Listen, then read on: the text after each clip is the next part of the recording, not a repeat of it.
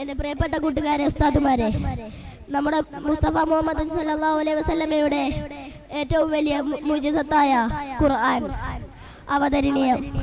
നബി സല്ലല്ലാഹു അലൈഹി വസല്ലമ ഇബാദത്തിൽ മുഴുകാൻ വേണ്ടി എടുത്ത സ്ഥലമായിരുന്നു ജബലുൻ നൂറിലെ ഇറാ ഗുഹ. ഇറാ ഗുഹയിൽ വെച്ച് ഒരു ദിവസം നബി സല്ലല്ലാഹു അലൈഹി വസല്ലമ ഇബാദത്തിൽ മുഴുകിയപ്പോൾ ജിബ്രീൽ അലൈഹിസ്സലാമിനെ കണ്ടുമുട്ടി. അപ്പോൾ ജിബ്രീൽ അലൈഹിസ്സലാം നബി സല്ലല്ലാഹു അലൈഹി വസല്ലമയോട് പറഞ്ഞു, ഇഖ്റ, ഓതു. അപ്പോൾ നബി സല്ലല്ലാഹു അലൈഹി വസല്ലമ പറഞ്ഞു, എനിക്ക് ഓതാൻ അറിയില്ല. വീണ്ടും പറഞ്ഞു, ഇഖ്റ, ഓതു. അതേ മറുപടി തന്നെ നബി സല്ലല്ലാഹു അലൈഹി വസല്ലമ ജിബ്രീൽ അലൈഹിസ്സലാമിനോട് പറഞ്ഞു.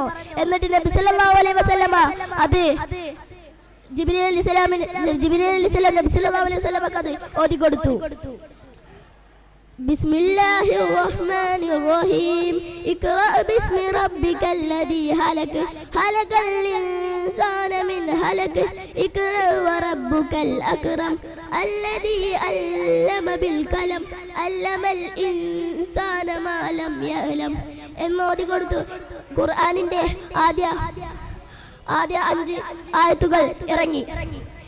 ഇങ്ങനെ പറഞ്ഞുകൊണ്ട് എന്റെ ഈ കൊച്ചു പ്രസംഗം നിർത്തുന്നു. വാഹിർ ദഅവാന അൽഹംദുലില്ലാഹി റബ്ബിൽ ആലമീൻ.